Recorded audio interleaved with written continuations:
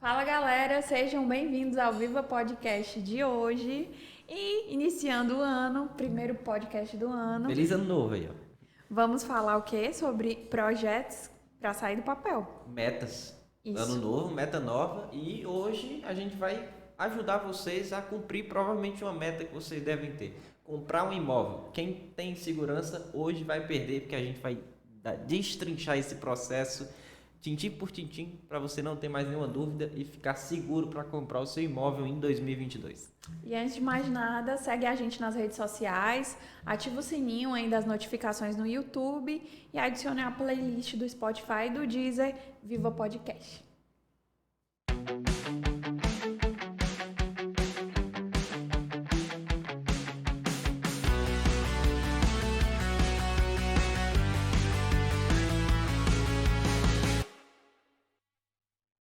E aí, Eduardo, muita gente começa o ano querendo comprar um imóvel, não é isso? Com toda certeza, o pessoal já começa o ano com tudo, só que às vezes fica receoso a comprar um imóvel, às vezes é a compra do primeiro e não sabe como proceder. Documentação, pode ser um bicho de sete cabeças, na verdade não é, um processo simples, mas que se feito com segurança não dá problema nenhum, mas se feito de maneira errada pode dar dor de cabeça para a pessoa. A gente vai falar aqui um pouquinho desse passo a passo, de como é que se pode comprar um imóvel com segurança. Exatamente. E eu acho que o primeiro passo é muito simples. Procure a Viva no Cumbuco para comprar o seu imóvel. Mas brincadeiras à parte, gente, procure um corretor com Cresce, uma pessoa que esteja regulamentada, uma imobiliária que esteja regulamentada, que tenha como exercer esse papel de intermediário nesse processo de venda. Eu acho que é a primeira coisa que você tem que procurar é realmente um profissional capacitado para fazer essa compra. Capacitado e com boas referências. E sim, né? isso é importante. Então, quando a Viva no Cumbuco entrou no mercado, a gente entrou para fazer a diferença, principalmente porque a profissão de corretor ela é muito estigmatizada. Exatamente. Então, primeira dica é procure o corretor, mas procure o corretor certo. Exatamente. Então, fuja de pessoas que lhe apressam para você comprar o imóvel. Lhe pressionam. Pressão não. Ninguém pode comprar um imóvel pressionado. Você não está comprando uma caixa de chocolate, você está comprando uma propriedade que tem um valor agregado. Exatamente. Então, principalmente se você não tem experiência em comprar imóveis, procure pessoas que te passem tranquilidade. Exatamente, porque é um processo, como eu disse aqui, é um processo simples, mas é um processo que demanda um tempo, que demanda calma, né, para você analisar toda a documentação certinho. E o segundo passo, depois que você encontra esse imóvel com esse profissional capacitado e com boas referências, é você checar a documentação desse imóvel, né? Tem alguns jeitos de você pagar esse imóvel que a gente também vai explicar aqui. Você pode comprar ele à vista ou também financiado. Isso. Então, tem algumas pequenas diferenças quando você vai comprar um imóvel à vista e quando você vai comprar um imóvel financiado, mas é sempre importante checar toda a documentação primeiramente. Então, partindo aí da ideia de que seria uma compra à vista, tem alguns checklists de documentação que é a primeira coisa que você tem que pedir. Então, a primeira coisa é a matrícula atualizada do imóvel com até 30 dias de validade. Exatamente. A matrícula vai ter 30 dias, toda matrícula tem uma data a qual ela foi emitida, né? E daquele ponto você tem 30 dias para essa matrícula estar realmente válida, né? Então é importante que isso seja, como é que se diz, salientado. Você vê que se essa validade tá legal, você consegue proceder ao checklist de documentos. Isso. Checa também a certidão negativa de débitos de IPTU do imóvel. Exatamente. Porque pode ser uma pegadinha, o imóvel pode ter algumas dívidas, né? Exatamente. Outra certidão importantíssima é a de condomínio, né? Caso o imóvel seja dentro de um condomínio. Você vê se esse imóvel não tem um débito aí gigantesco. Geralmente quando o imóvel tem débito de condomínio, é aqueles débitos gigantes, né? Então é muito importante você pedir esse nada consta, né? Não é nem uma certidão negativa, é mais um nada consta que o pessoal chama.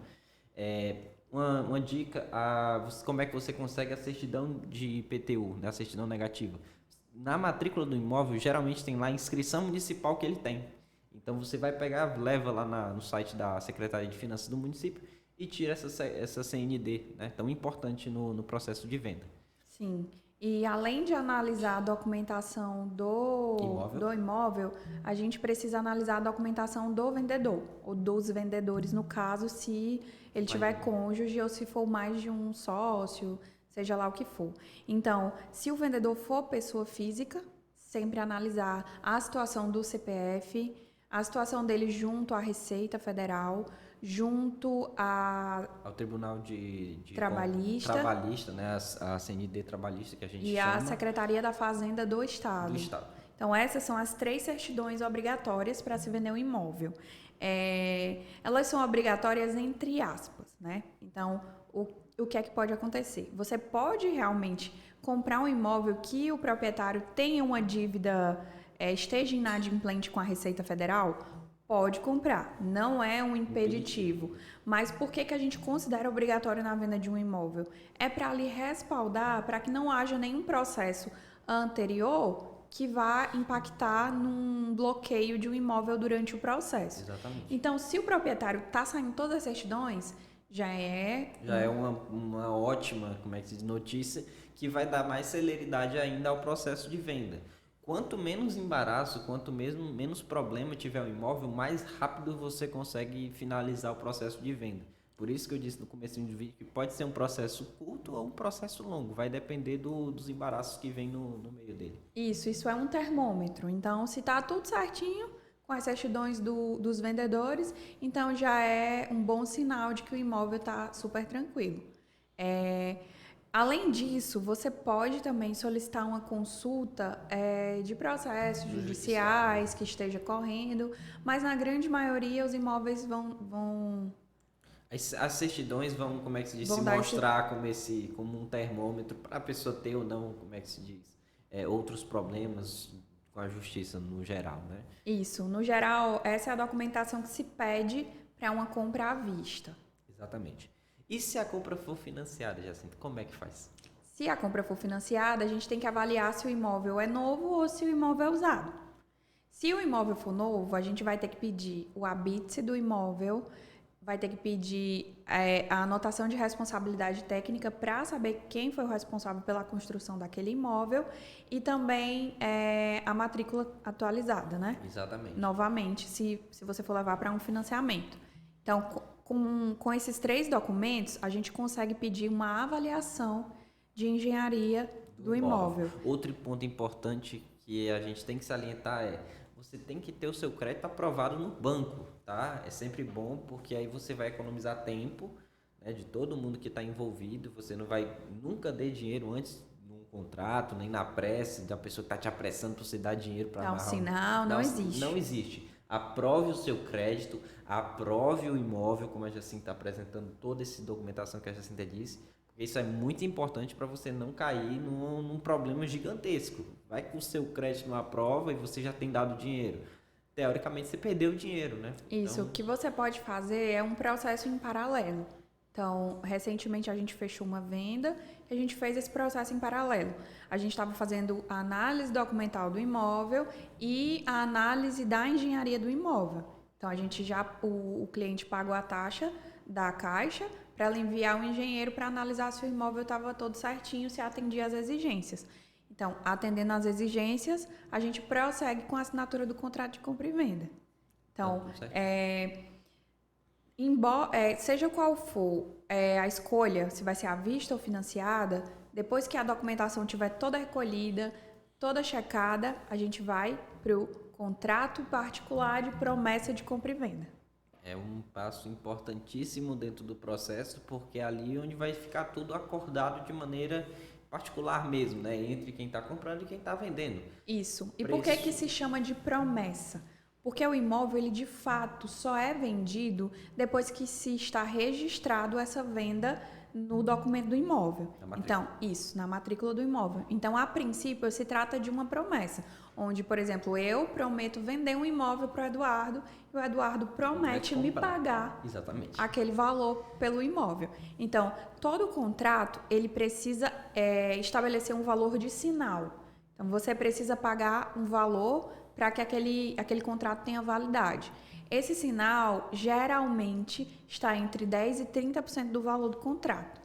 Existem possibilidades que você vai pagar um sinal menor e um sinal maior. Vai depender da negociação em si do Isso, imóvel, né? e do nível de segurança em se fazer o negócio. A gente sempre sugere 10%, porque é um valor razoável, dá para se segurar o negócio e quem está comprando não fica naquela insegurança de ter pagado 50% e sem estar com o imóvel em mãos. Então, pagou o sinal, assinou o contrato de promessa de compra e venda, a gente pode evoluir para as outras etapas. Se for financiado, a gente pode evoluir para o contrato de financiamento e se for à vista, já evolui para a escritura pública. E nesse meiozinho entre o contrato e a escritura ou o contrato e o contrato de financiamento do banco, tem uma coisinha chamada ITBI, que é um imposto de transmissão de bens imóveis, que é cobrado pela prefeitura de cada cidade. É sempre importante você fazer esse recolhimento desse imposto. É nele também que se faz a transferência do imóvel perante a prefeitura. Isso, é nesse momento que o IPTU passa de titularidade de quem está vendendo para quem está comprando. E só com ele, somente com ele, você consegue escriturar o seu imóvel no cartório de notas ou então partir para o contrato de financiamento do banco, porque tudo isso aí vai estar discriminado nos respectivos documentos. Isso, e há uma diferença nesses dois documentos. Então, quem não tem muita experiência em comprar imóvel, às vezes confunde as nomenclaturas. Então, escritura é um contrato de compra e venda público, onde perante ao notário lá do cartório, você vai fazer essa compra, essa venda. Logo depois... Você vai para o registro. Você vai precisar registrar isso, que é anotar lá na matrícula que de fato o imóvel foi vendido. Então, muitas pessoas, hoje nem tanto, mas a gente já tinha pegado muitos casos de pessoas que só escrituraram e não registraram. E a gente sempre aconselha, escriturou, já leva para o registro, nem demora nada. Então. Porque o imóvel, ele só está de fato no seu nome depois que registrar. Depois que levar para o ofício de registro de imóveis do município. Muita gente pergunta logo para a gente, o imóvel tem escritura? A gente fala, tem escritura porque tem um registro do imóvel. O que importa não é o imóvel, claro que ter a escritura é importante porque é o passo que leva ao registro, mas o imóvel tem que ter o registro mesmo. Se tiver escritura e não tiver o registro, você vai ter que esperar esse imóvel ser registrado mais 30 dias aí no mínimo. Isso. Né? Então, é sempre importante o imóvel ter o registro no seu nome. Você realmente ser o dono daquele imóvel, a propriedade em si. E aí, num contrato à vista, você tem esses custos que o Eduardo já falou de TBI, você vai ter o custo de escritura e o custo de registro.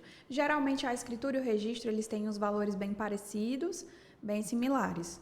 O ITBI é variável conforme a cidade, eu acabei esquecendo de mencionar isso. Isso.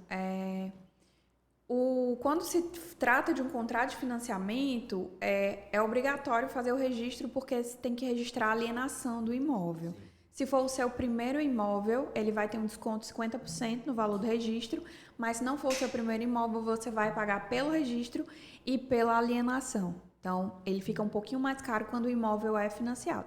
Então, você já tem que estar preparado para isso. Então, isso o Eduardo já disse, demora uns 30 dias. Exatamente, o prazo de registro vai aí, os cartórios de registro de imóvel, cada cidade vai ter um. Isso, né? Demora uns 30 dias para o documento ficar pronto, mas depois que mandou para o cartório já está tranquilo, o processo vai correr bem. Exatamente. E aí voltou, ou devolve para o banco, ou já guarda o seu registro que seu imóvel já está, sua venda já está finalizada. Você pode estar na sua pasta lá dentro do guarda-roupa e esquecer. Só receber a chave, fazer o churrasco, convidar a gente, porque essa parte é muito importante. Convidar o corretor que lhe vendeu o imóvel para um churrasco é a melhor prova de que você ficou satisfeito com o trabalho dele. Exatamente. Já churrasco, gente. Melhor coisa. E é isso. E é isso, a gente tentou destrinchar ao máximo o processo de venda. Claro, cada venda tem uma, como é que se diz, uma peculiaridade. Acho que a gente nunca teve assim uma venda que a gente falou igual a gente falou aqui, de ser essa reta. Toda venda são pessoas, são cada cabeça. Cada um tem uma insegurança, a gente tenta minimizar o máximo possível do que a gente pode, nunca pressionando, sempre deixando o cliente à vontade. Obviamente, se a pessoa ficar fazendo hora demais, a gente vai dar um checkmate. Mas é nossa política de trabalho, de não pressionar e fazer com que a venda flua. Exatamente. O que é importante é a venda fluir, os clientes ficarem satisfeitos com a compra E, claro, quem vendeu, ficar com dinheiro no bolso e investir em alguma coisa. Compre outro apartamento com a Viva no Cumbu, que é a minha dica. Isso. Então, a gente espera que nesse 2022 vocês consigam realizar o sonho de comprar o seu imóvel de praia, já que imóvel de praia voltou a ser um desejo muito forte entre as pessoas, entre as famílias que querem ter um espaçozinho na praia. E nós estamos aqui para o que for preciso. Deixa nos comentários algumas dúvidas que nós vamos responder. Beleza? Beleza, pessoal. Valeu, um abraço e bom, feliz 2022. Todo mundo um ano abençoado aí. Muita saúde.